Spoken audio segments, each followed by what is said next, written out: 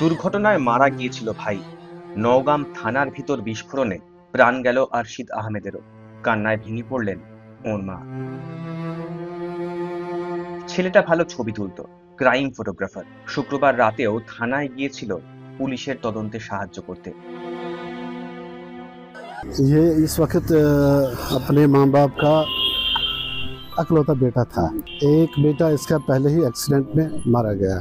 इसका ये बेटा जो था घर यही चलाता था सब। इसलिए गवर्नमेंट से अपील है कि अच्छी तरह से उनका देखभाल करने के लिए वो डाल पाले।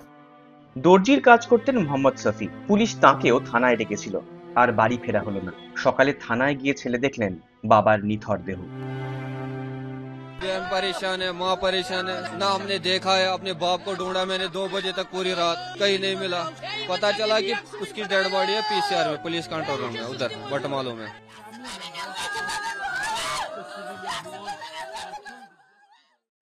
ফলো করুন আনন্দবাজার.com।